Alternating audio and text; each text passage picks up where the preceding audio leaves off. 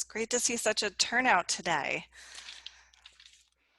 I know that we are all very busy preparing for the fall. I'm going to give it one more minute because we do have a couple people hanging out in the waiting room waiting to get in.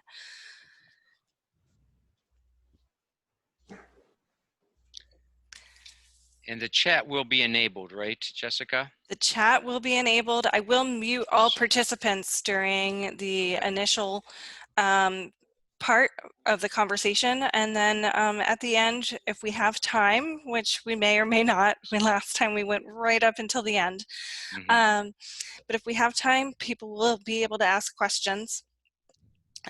We did receive one question in not the Canvas community site, but in the registration form. So if there is time, I'll start with that one because it's a pretty good one. I think it'll kind of paint the picture of the landscape that we'll be facing in the fall. So with that, I'm going to go ahead and get started out of respect for everybody's time. I want to thank everybody for joining us today. This is the second in the online leadership series called Uncharted Waters, developed by the Maryland Online Leadership Institute, which we kindly refer to as MOLLI. If you're not familiar with MOLLI, it's a residential program that we've had for the last 4 years. This would have been our 5th cohort this year, but sadly due to COVID, we had to, well, I'd like to say postpone, not cancel the programming for this year and move it to next summer. Like many institutes and conferences with the changes and cancellations, we wanted to provide something in the absence of our residential programs. So these 4 webinars, this is the second of the 4, were planned in its place. We also developed a community resource site. So if you did register with your email address, you'll receive an invitation to a Canvas site to join the community talk. It's not a course per se, it's a place to connect with individuals who are across the state of Maryland. The great thing about the MOLLI program is it's specific to our state. So we're connecting with colleagues who are down the street and facing pretty similar issues that we are at our respective institutions. But today we have 2 phenomenal, I get embarrassed when I'm in their presence because they are such great speakers. Dr. MJ Bishop and Dr. Christina Sachs, they'll share their insights on what we all dealt with and what they see coming in the future when we had to flip to this completely different model of learning and teaching. Dr. MJ Bishop is the associate. I have to read off the paper for this one because your titles are so long. Is the associate vice chancellor and director of the Kirwan Center for Academic Innovation for the University Systems of Maryland. I hope I got that right. There's a lot of words in that. And Dr. Christina Sachs is the provost and vice president of student and academic affairs at Maryland University of Integrative Health. And our moderator today is Rege from Harford Community College, and she is the Dean of Teaching, Learning, and Innovation. And with that, I will hand it off to you, Karen. Well, thank you, Jess. It's great to see everybody and be here today with these wonderful speakers, as Jessica mentioned. So as many of you may know, on June 22nd, the first MOLLI chartering the course was called Leading in Uncertain Times. It was a webinar with the Maryland Higher Education Secretary, Dr. James Fielder, and Prince George Community College's president, Dr. Charlene Dukes. And we learned about their leadership perspectives in these really uncertain times. There were a couple of key takeaways, including engaging instead of enduring, which was Dr. Fielder's contributions, and communication and transparency, as well as establishing partnerships, which Dr. Dukes contributed. So today we're going to hear a few other perspectives, and I'm so excited to be working with my colleagues, MJ Bishop and Chris Sachs, who I have long admired myself. So I want to thank you both for joining us today, and I'm sorry that we can't be together in Annapolis this summer, as it's always a treat to be able to see the 2 of you. So to get us started, for some background content, would you tell us a little bit about what life has been like for you since February? So I think it's been a range of emotions and experiences. Um, you know, for me, on the one hand, it has been incredibly challenging and stressful, and I'd have to say, the most challenging and stressful of my entire career. Um, Ever-changing circumstances and conditions and needs, new needs being revealed every single day, things we didn't expect. And the pace has been like nonstop. There seems to be a constant churn. And, and every day is different in that it's unexpected changes, as I said, in needs and impacts and problems. And everyday decisions that need to be made like immediately. And decisions you never expected you'd ever have to make before. And yet at the same time, every day is the same.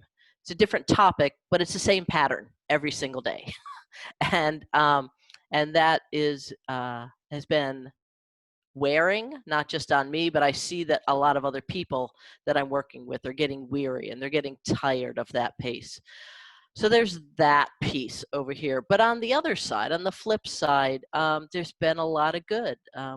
It has been incredibly gratifying to see people step up and just really commit to what we needed to do, to see people realize that the institution could like just change on a dime and do things they never thought they could do, and individuals building more confidence in themselves and in the institution. It's been incredibly inspiring to witness people having genuine care and concern for their colleagues, for students and faculty, going out of their way to check on people that they know are isolated and letting other folks know if someone is really struggling.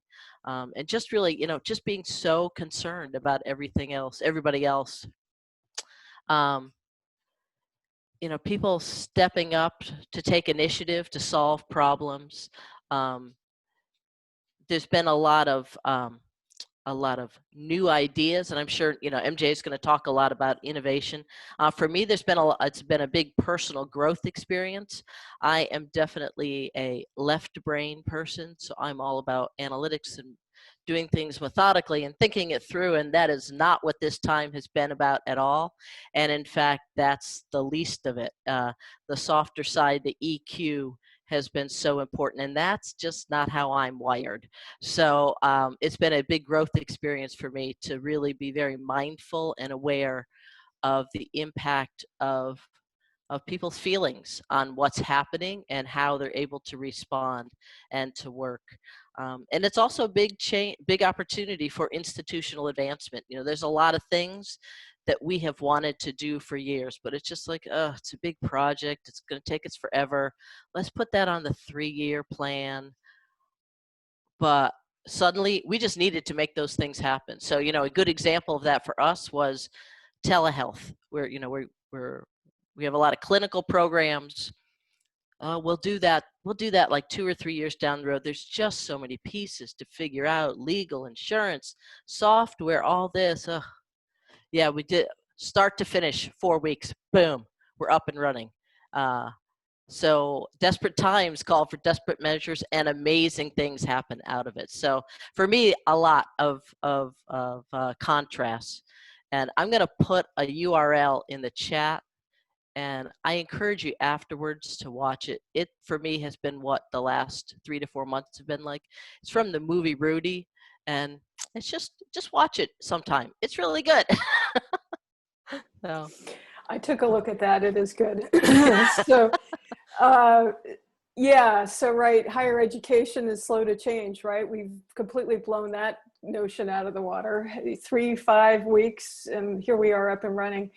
I think my perspective has been a little different than Chris's from the academic innovation perspective, and also particularly at the system level. So just very quickly, for those of you who aren't aware of the Kirwan Center, we work across the University System of Maryland to support our institution's academic innovation work. And you know, often that is at the intersection of technology and pedagogy, but not always. You know, there's just an awful lot that we do that defines technology very broadly to mean not just the devices, but also the systems, the processes, the infrastructure that we need in order to improve students' access, affordability, and achievement. I mean, that's really been our core mission. So for me, when all of this started to happen, first of all, you know, I'm kind of operating at the 30,000 foot level and watching a little bit, it felt like, from the outside. But then also realizing, holy cow, everything you guys are talking about now is stuff we've been talking about for the last 7 to 10 years. I mean, you know, here we are, you know, we actually can help. So for a period of time, I had a real sense of helplessness and frustration. I felt like, like I said, I was observing from the outside, like, you know, here are all the presidents getting together. I'm not part of those meetings. You know, I have some ideas about what we could do to help and support. So finding ways, and this was actually something prior to COVID that I was beginning to realize about the academic innovation conversation, is that it had become sort of siloed off to the side. So over time, however, you know, I began to get some increasing clarity about the role we could play at the system level. I actually pulled out our Kirwan Center strategic plan, which we created about 3 to 6 months prior to all of this starting, and realized, holy cow, it's still 100% relevant. Nothing has changed for us. We need to continue this work on trying to foster a culture of innovation and making sure these conversations are front of mind for our university leadership. Another thing that really helped us out in this period since we closed around spring break, we have further cemented our strong partnership that had already been in place with UMGC, our online institution, formerly UMUC. And actually also received a gift from UMGC that meant that we could do a whole lot more to support the supporters at our institutions. So over the last 7 years, we've worked very closely with the Center for Teaching and Learning Directors, the instructional designers, the AVPs that are in charge of academic innovation on the campuses. And now, you know, we really were able to say to them, and I'll talk a little bit more about this later, but really we're able to say to them, we have some things that we can provide that can really provide some concrete support for you all. So you know, we're kind of at that place where we're putting those services into place, but we're also really now beginning to think about, you know, how do we ensure the stickiness, the sustainability of these innovations going into the future? And how do we ensure that this isn't just about fall semester planning. This is about really understanding the way in which we can be resilient going forward. So kind of have moved from that sense of helplessness and just not knowing what to do to beginning to get some clarity. And just like Chris said, inspired by the faculty engagement, even through the summer. You know, I was told up front, nobody's going to stick around and do these workshops. Well, it turns out they are oversubscribed and we've got lots of people engaged. Lots of interesting collaborations. So, you know, the work we've been doing around, at the system level around trying to engage interinstitutional collaborations is really starting to pay off. So, so also beginning to see those bright spots and the light at the end of the tunnel, at least in terms of, you know, fall preparations. So thank you both for sharing. I think you're both hitting on some topics around leadership that were talked about by Dr. Dukes. And so I have a question for Chris specifically. Dr. Dukes shared some ideas around taking control of the situation even when you don't know where you're going.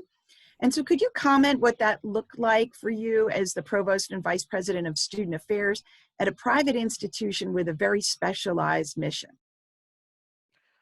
So, you know, I would say the first thing was, it was a little bit like being a deer caught in the headlights. Certainly aware of what was going on in the world, but then it's like, oh, wait a minute, what? And I think and the who first left me is the adult in the room, right? Yeah, well, that was exactly, you said it much nicer. My quote here was, oh crap, it's me that has to make that decision. Right, right. So in many ways, it was stepping into the role in a way that I had never done before and never had to do before. So it was like, okay, you need to grow up and be an adult here. One of the first things I noticed, not immediately, but when there was a little bit of time to reflect, is that I had to set aside the typical highly consultative and collaborative process that we usually go through to make decisions. For so many things, there just wasn't time. A decision had to be made. We're doing this, we're doing it this way, we're doing it now. And so that was a little uncomfortable at first, but I learned in retrospect that people appreciated, oh good, just tell us what to do. That's all I care about. Just tell us what to do and we'll do it. Early on, it became apparent that it was very important to be transparent that, yeah, we didn't know what was going to happen. We didn't know where we were going. We didn't know how we were going to get there, but that I was supremely confident that we would get there. Just knowing that, people knowing that, yeah, we're all in this together and we all really don't know what we're doing, apparently was very helpful and very stabilizing for people. The other thing is we had to move away from the one size fits all model. So here's a training for all faculty. Here's a resource for all faculty. That wasn't going to work. I had to really step back in an institution like ours that's very small and a lot of very unique programs and very different from one another. We had to recognize that there were a lot of microcultures. So we had some programs and faculty that have been teaching online forever. I literally could ignore them, and I was very thankful for that. And then we had two programs that were very old programs, legacy programs. Almost nobody was even using a Canvas classroom to support their face-to-face class. We really had to do something very special for them. And it wasn't even the standard, okay, we're going to teach you about Canvas, or we're going to do this. It was just, what did they need in that moment? And then there was a bunch of programs in between that everybody needed something different. And that is what worked for them. So we had to adapt to what people needed rather than forcing a one size fits all model on everybody. A key piece for me was, oh my God, I just have to focus. There was so much going on, so many examples from other places of what they were doing. At one point, it's like, I have to stop reading and just make a decision, and we're just going to do this, because we could have just spun our wheels forever. I also had to learn to make things as easy as possible for people. So we all have lots of policies and procedures. I decided early on, we're just going to suspend a lot of those. We're just going to do what people need and what is the right thing to do in the moment, even though it may be violating a policy or a process or some coding in the student information system. This is just what we need to do now to move people forward, to make sure students can keep progressing, faculty can be successful. An example of that is the incomplete grade policy. So we're reaching the end of spring, people are still freaking out. It's like, forget it, just don't worry. You don't need to request an incomplete grade. Faculty, if somebody's not done, just give them an eye. You don't have to fill out the paperwork. Just don't worry about that stuff. In the end, we had 252 incomplete grades at the end of spring, and we would normally have 30. But over the course of a couple of weeks, everything got cleaned up. But that just made life much easier for people.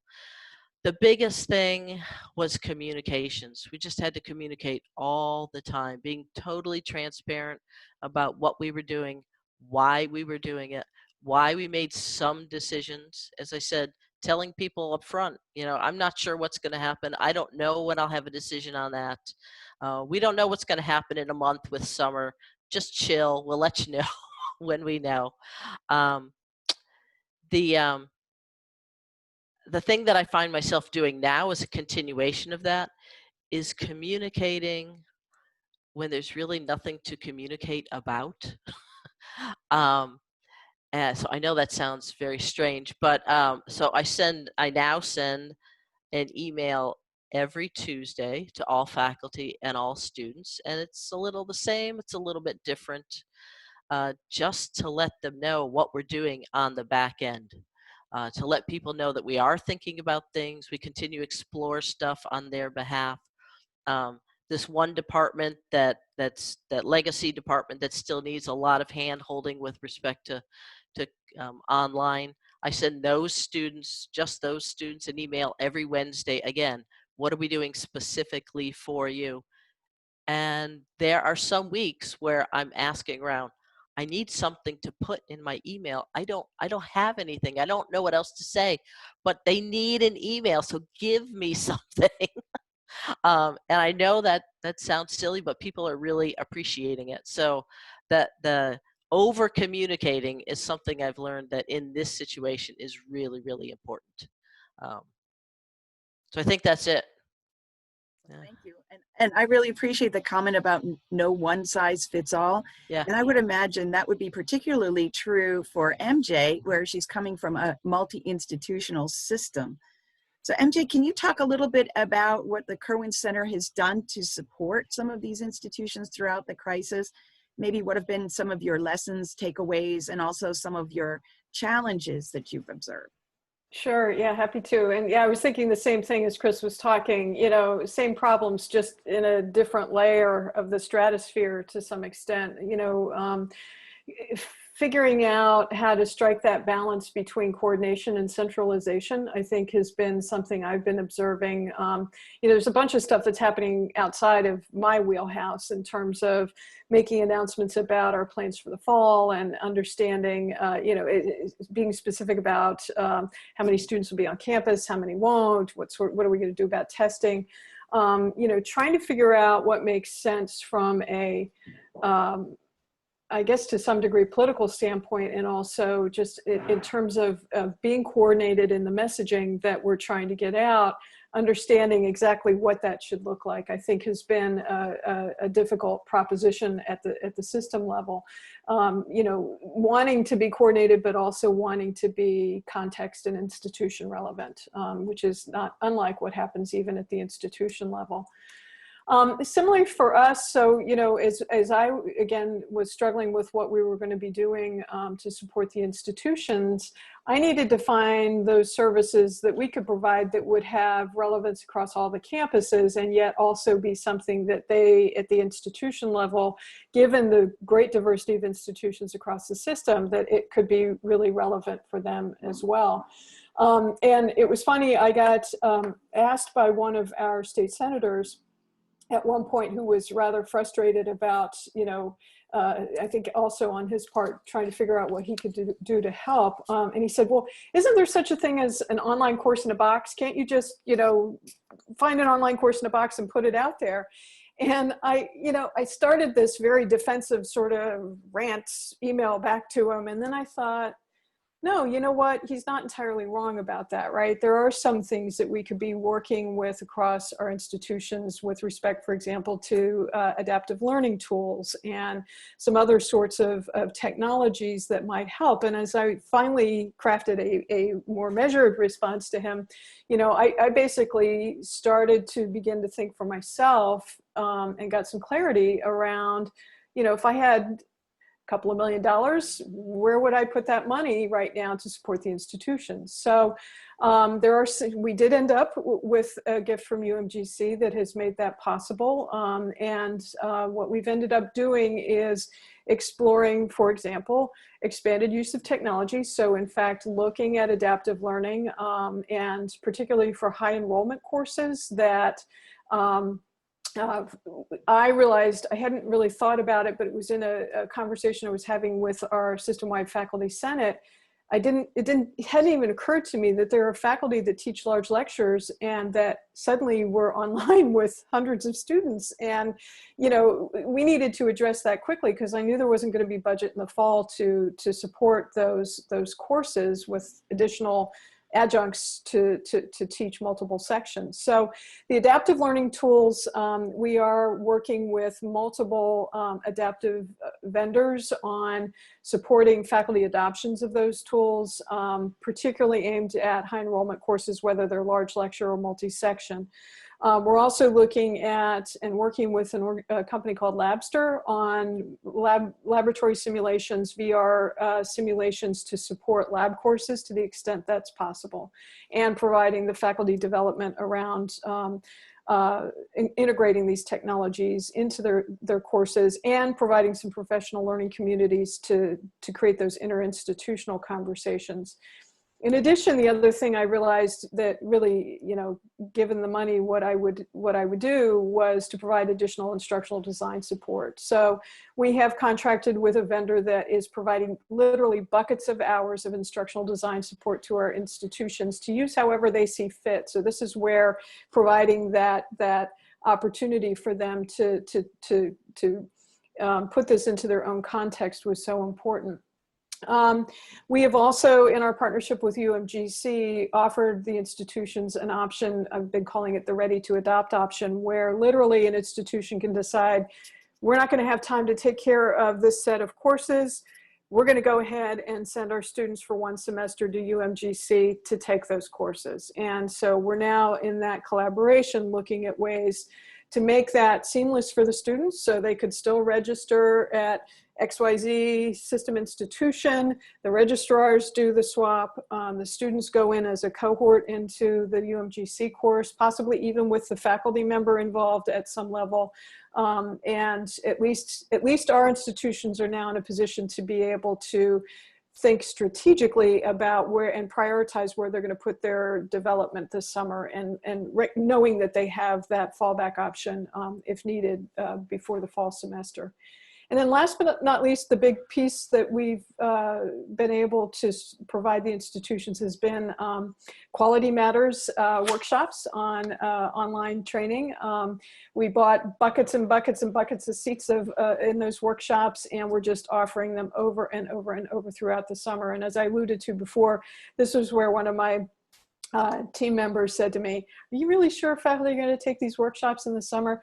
We already have well over 700 faculty enrolled and registered in these workshops, and that number is just jumping up each day, and we're having to add more and more sections. So really exciting and so gratifying to think, okay, I think we hit that nail on the head in the way that Chris was talking about, that balance between, you know, ensuring that we're kind of covering all the bases, but also providing services that can be contextualized. Wow, it sounds like you've done a whole lot of planning and preparation, at least in the short term for the fall. I know at Harford, one of the questions that we've been starting to bat around in the Dean's group is what happens if this extends? So we know that we're sort of expecting this scenario to extend for quite some time. So are there any pieces of advice or anything you think that institutions should consider in preparation for perhaps longer term continuation of operations? And that either MJ or Chris can answer. Chris, your folks are working on a vaccine, aren't they? We're going to be out of this for a couple of months. Actually, we are going to debut that next week. Okay, good. So yeah. so we probably don't have to answer this question, right? I know this is going to sound silly. Plan for everything. But seriously, the situation's changing literally every single day, both in terms of public health and our understanding of the virus, and people's individual perspectives on feeling safe in what circumstances. So, you know, we had a plan for fall. Everything was going to be fully online, everybody at home, all classes, everything. Then things were looking okay, and some students are pushing us, and so we're like, all right, we're gonna look at how limited amount of the clinic we could reopen in the fall so that students could progress, and I mean limited. Now we're rethinking that. So we just, I don't think it's a matter anymore of thinking a couple weeks or even a couple months out. It's a matter of looking 6 months to a year out and literally planning for so many very different scenarios and being ready to change your plans. You may make an announcement, but then have to change those plans and make an announcement that you're changing in either direction, either more aggressive or retracting, and just be prepared for all of those scenarios. I know that's not helpful.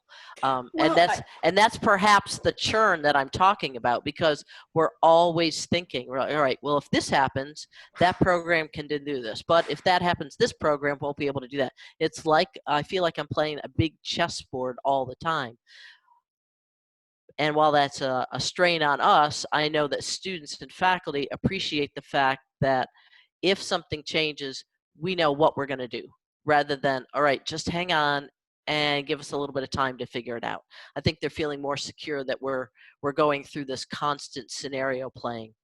I think the other important thing to remember is, as I said, individual people are making such very different choices, personal choices on being in public spaces. And that's the same for our students and faculty. So we have some students who want to come back and some students who don't want to be back on campus for another year. So I think you need to, and same with faculty. So we're preparing to offer so many more options than we ever would have before. If for no other reason, we wouldn't have done them for budget purposes. So if we're going to run, if we decide we're going to run an experiential class on campus, we're also going to give students in that course an option to do it online. And that means that for a course that otherwise would have had just 10 or 11 students, now we're splitting that into 2 sections, doubling our instructional costs. It's not as rich of an experience as for student, but we just want to be responsive to people's concerns about safety. So just be prepared for more options than you would typically handle. And I think we can get lulled into a false sense of security. Those people that needed so much help in the transition from face-to-face to online, whether it's courses or remote working, it's easy to get fooled that, oh, they've done it for 3 or 4 months now. They're just fine. They're going to be fine. Everything's going smooth. And in many cases, it's not. They still need help.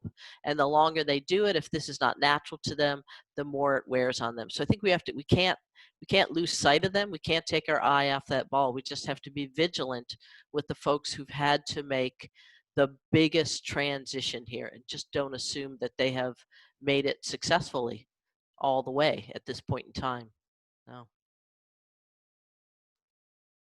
Yeah, I'll just real quickly chime in. I agree with Chris. I do think, over the longer haul, and I really like the characterization. Was it Dr. Dukes or Fielder that said, instead of, it's about mindsets, right? Instead of thinking in terms of endurance, let's think in terms of embracing and the challenge and recognizing that, there are enough, thank goodness this happened in 2020 and not in 20,000 or even 10 years before that. We simply would not have had the technologies in place to be able to do what we've done in such a quick, brief period of time. So, I think trying to think along those lines positively about, there are things we can do to be resilient to ensure that we're going to be able to weather the storm. But then I think also, and Chris, this is where I know, and I'm sure you're doing this as well, maybe this is what you meant by scenario planning. Our folks are beginning to start putting together a kind of set of guideposts for, what is the threshold for when we're going to close down again? What happens, and once everybody kind of agrees on those things, at least to the extent there's a whole lot of uncertainty, there's some certainty at least about where the decision points are going to be along the way. Yeah, so for example, the idea of opening the clinic back up on a limited basis in the fall. So originally everybody thought, all right, the clinic is opening. No. Who's going back to the clinic first? Right. Are the students who have an incomplete grade from spring and who weren't able to graduate in spring. that's who's going back. Everybody else just chill for a while. And so it's, I like the word guideposts, MJ. That's some of the things we've had to put in place. Not even necessarily doing a full-blown plan, but these are the parameters that we're going to plan around. Mhm. Yeah. One of the aspects that I think surprised many of us in the corona crisis was that it made the digital divide very transparent. So certainly the circumstances exacerbated the differences between those who had resources and those that did not. Do you have any particular responses that you see for addressing this challenge in the future? You know, I'm really going to let MJ take this one because we were fortunate among our students. We really just didn't see this. It could be because all of our students are adult, graduate, part-time students working. I think they had all the technology they needed. Where we did see a little bit of it was in some staff and faculty who didn't really have all the technology they needed to work remotely. And we ended up purchasing a huge amount of laptops and Chromebooks to give to people. So now we're set for the next time around. Hopefully those are loaners and you didn't let them take them. Well, yes. Yeah, so obviously with the diversity of our institutions, we saw these issues in a very big way for students and for staff as well. Access to devices was a huge problem. Same thing, a lot of our institutions either had equipment on, some equipment that they loaned out, purchased others. We saw, as I suspect many of your institutions did as well, our university development offices started fundraising campaigns. I know one in particular that was buying Wi-Fi cards for students, kind of like bricks, buy a brick, alumni buy a brick for the new building, sort of a thing, which I thought was a cool campaign. And like many others, we explored parking lot access, and actually we're still working on trying to create a network across the state of outdoor access for students, because frankly, the internet access issues were much bigger for our folks, not just far-flung places like Frostburg and out in Western Maryland, but even in some spots in Baltimore where students were having a great deal of trouble, connecting. So, I think these are all things that we need to continue to work on. And I think, this brought into stark relief what some of these issues were.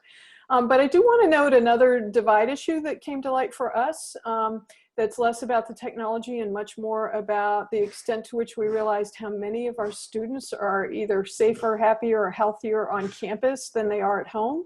And what it meant for them when we suddenly said, okay, pack up your things and leave. We just had an awful lot of students, whether they were international students or students who just for whatever reason didn't feel like they could go at home and be successful students. That's something that we're going to have to address and is front of mind for us going into the fall semester.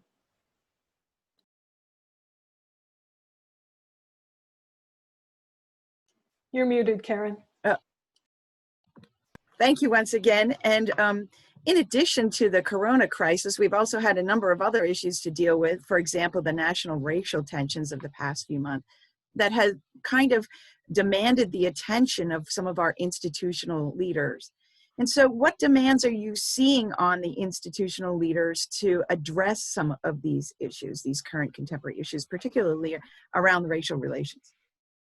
Yeah, so from our perspective, we're certainly experiencing calls from members of our community, students, faculty, staff, and alumni, to really address this in a way that's specific to us, that, what is it about our culture and our courses and our instruction and our staff support, where we see a lack of cultural competence, where others are experiencing some type of injustice, whether it's racial injustice or otherwise.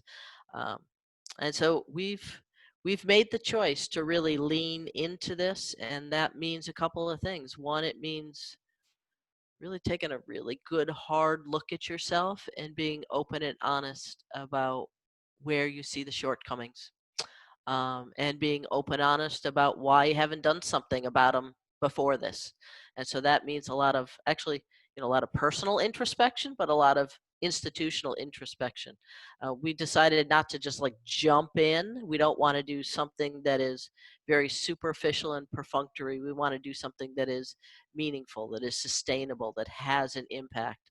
And so we've taken a little bit of time to explore the what and the how. What we are investing in a consultant who's going to help us do an institution-wide assessment. We know that this is not something we are experts at, and we really shouldn't do it ourselves. You really should have somebody who's not biased internally do this. The other big thing we've done is our University Curriculum Committee is working with our Diversity and Inclusion Committee, and we've formed the Anti-Racism and Intercultural Competency in the Curriculum Working Group. And so on a very fast pace, over these next 2 months, they are developing a tool, a rubric and set of criteria that we will use to look at courses, to look at the curriculum, to do 2 things. One is to identify gaps. Where in the curriculum should we be talking about this, and we're not? And the worst part is, where in the curriculum are there circumstances, unintentional circumstances of systemic inequities, of lack of cultural competence on the part of the materials, the course design, the instruction, the interactions, the engagement. It's very hard and challenging work. But this is something we're committing to. We're doing a whole bunch of other things, but those are 2 really big things. And so what that means is our capacity right now is diminished, and has been for the last couple of months, because we're so focused on the pandemic planning and all those changes. So we've really had to refocus and prioritize. We have stopped a lot of things that we were going to do, a lot of initiatives, so that we could really put emphasis on the things that are truly important and need to be done right now. So I would say that right now, in the last couple of weeks even, we have refocused our priorities, and they're really on 4 things. One is managing the pandemic. The other is building cultural competence and eliminating racial injustice at the university. The other is new student enrollment and accreditation, because we're just about to go into a self-study in the fall. So it's really 4 things that are kind of pushing everything else aside. Yeah. I wonder why you're so exhausted. I'm Yeah, tired just listening to that. MJ? Yeah, well, and yeah, it's been a lot, and of course Tuesday's announcement about the international students is just one more thing piling on here. But so our new Chancellor, Jay Perman, he's made it very clear that this is a primary interest for him, even before COVID and George Floyd and the other things that have been going on. He's been all about access to education for all. I mean, he's got his own very a compelling personal story about the extent to which folks went out of their way to provide him with access to an education. So this is really near and dear to his heart. And I would say again, this is another place that the events have brought into stark contrast the extent to which our existing pedagogies, methods, systems, standards, business models, everything that we do about how to educate students needs to change in order to help all learners succeed.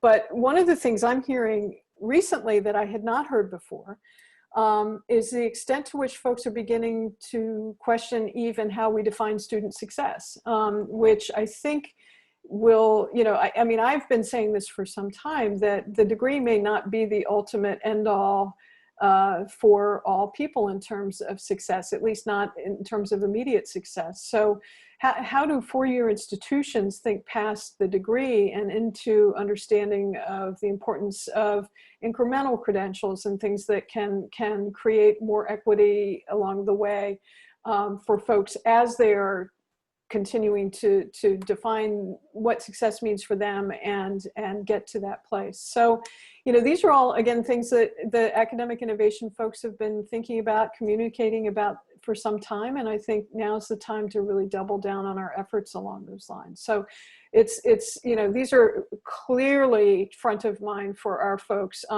One other little happy note in our system, at least, we now have a majority of African-American presidents across our USM institutions, with Daryl Pines taking over at College Park. So I've sat in on the president's call yesterday, and it is very clear that this is going to be very much a part of what at least the USM institutions are focusing on in the fall and beyond. Great. Well, ladies, we have about 10 more minutes or left. I want to leave a couple minutes for question, if that's possible. Couple minutes for questions. We have two other discussion topics, and the first one you've sort of already addressed a little bit. What are some of the techniques and approaches that you've used or found successful in helping faculty to pivot, especially those who are teaching face-to-face, to pivot to that either online format or the remote learning format? Chris, you want me to start on this one? So, you know, I think like many of you, we thought in terms, at least initially, with about incremental change.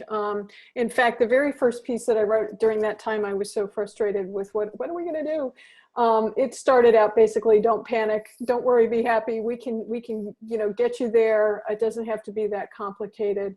And then as the rest of the spring semester rolled out, we began sort of starting slowly ramping up those messages, particularly as we were getting towards the end of the semester, and what we were hearing from faculty is, I need a proctoring tool because all my students are going to cheat. Well, that's when we started having discussions about, you know, design of online assessments and authentic assessments that can help prevent cheating while also actually being a better evaluation of your student learning. So, you know, we began ramping things up as the spring semester went on. And, you know, I think that's been an important approach in the way we've been thinking about this. I really liked Doug Letterman yesterday morning, I think it was in Inside Higher Ed, said, making virtual learning better isn't an insurmountable mountain to climb. It's about making each course a little better, a bit more based on proven practices, and a little more likely to keep students feeling connected and engaged.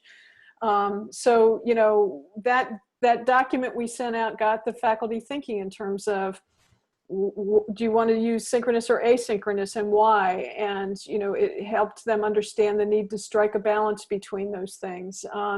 What are the synchronous to make sure you stay connected with students in meaningful ways, asynchronous to ensure that everybody has access to the materials. We asked them to stay focused on their core objectives and to throw out everything else that, you know, you're going to be overwhelmed if you try to do everything you did in your face-to-face course. Think about what really matters and stick to it. And then, like Chris, the message about communication, you know, how will you stay in touch with students? And you know, the rest of that message was communicate all the time, whether you have something to say or not. It wasn't exactly put like that, but, you know, essentially make sure they know you're still there and that you care. Yeah. And as a result, you know, I think now we have faculty that are really asking those important questions, like, how do I stay focused on what really matters in my syllabus? How do I rethink assessments with an eye toward academic integrity? What technologies exist that could help me do this better? And how do I make sure I support student success from a distance so that none of this derails my students' future plans? So, you know, I think we've brought them along in a way, in an incremental change way that has hopefully the bulk of faculty are beginning to turn the corner on some of these things. I think the only ditto to everything MJ said. I think the what's coming out of this transition is, so two things. One is faculty who haven't been using any online technology are now getting comfortable with it, if not adept, at least comfortable with it. But the other thing it's actually helping the academics. It's helping the curriculum, because as MJ said, the conversation is, okay, just go back to those learning objectives, go back to those course objectives. That's what the course is about. Forget all the stuff you were going to do, forget all the stuff you want to do. That's what it's about. That's at the heart of it. So it's actually gotten a lot of faculty to be thinking about their courses and their teaching and what students do in a very different way, in a way that really should have been all along, because that's the heart of it, is those objectives. Great, and this is great, a great segue into a little public service announcement that the next topic in this webinar series is going to be around helping those faculty to pivot. So if you're tuning in, I hope you'll tune into the next webinar as well. And then our last little discussion today, both of you really have some great backgrounds that enable you to look across the landscape of higher ed. At least at the national level as well. What are some of the urgent policy issues that you are seeing? I think we've addressed a couple of them already, but if you want to bring up, sort of revisit any of the ones that we've talked about or add any more, I thought that might be a good way to wrap this up. There's certainly a long list. I think it's important to recognize that there is incredible strain on the higher ed system across the U.S., no matter the university, no matter what type, no matter what kind of students. There's just a huge amount of strain. And what everybody needs is continued and perhaps increased flexibility in trying new things and experimenting and new opportunities. And really from the feds, we just need those things to be a little more lax. And unfortunately, this week, we saw one example of the exact opposite. So my fear, what I'm hoping doesn't happen, is that the same thing doesn't happen to a ruling on VA housing benefits, because we have a lot of military students, and if they decide that the housing benefits are no longer going to apply to students who would have been face-to-face but now have to be online because of our choice, if that goes away, that's a huge financial hit to them. Sarah, I mentioned incomplete grades before. That's not a minor thing. The inability of students to finish their classes on time means incomplete grades, which impacts satisfactory academic progress, which impacts their eligibility for continued financial aid. So we just need all that kind of flexibility too. Also with our regional accreditors, recognizing that the timing and the process that usually happens needs to be a little bit different right now. And I say that I am on the cusp of starting our middle state self-study, and I'm just not real sure how we're going to fit that in, to be honest with you, but it's got to get done. From the perspective of United States Department of Education, MHEC, and program accreditors, more flexibility on ways to achieve the learning outcomes. We've been very fortunate. One of our program accreditors has allowed us to develop virtual clinics so that students in yoga therapy in particular can continue to gain their clinical hours using telehealth, just like whatever hours they need, however many patients they need, no restrictions. Another program accreditor, no, they've put a cap on it. And so students, they can only go so far, and then they can't do anything else. And there's no flexibility whatsoever. So we just need more.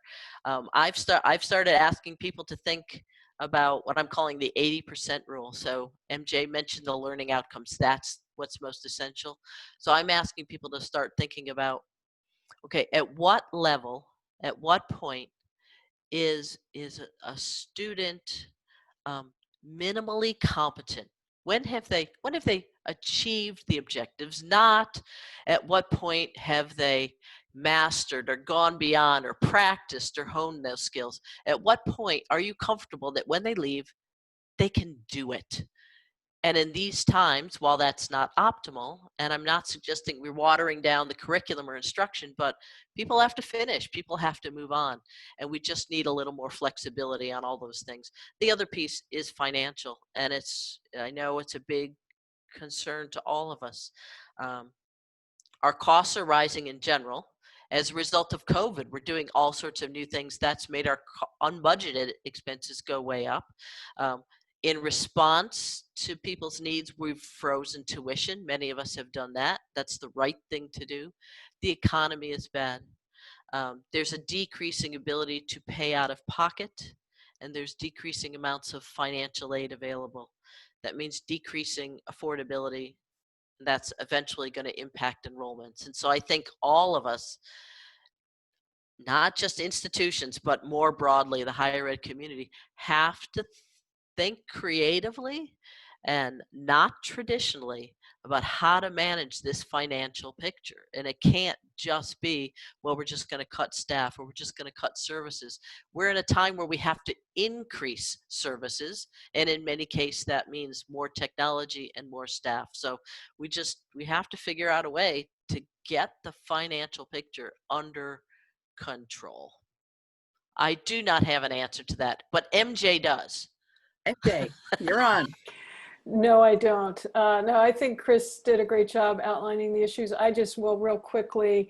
I'm actually going to give a nod to the governor of the great state of Maryland, Larry Hogan, who, whether you believe, whatever your political leanings are, and with regard to a lot of other things that he has or has not done, you know, I think his leadership through the COVID crisis has been outstanding. And among the things that he did respective to this question, he gave Jim Fielder emergency powers of decision making.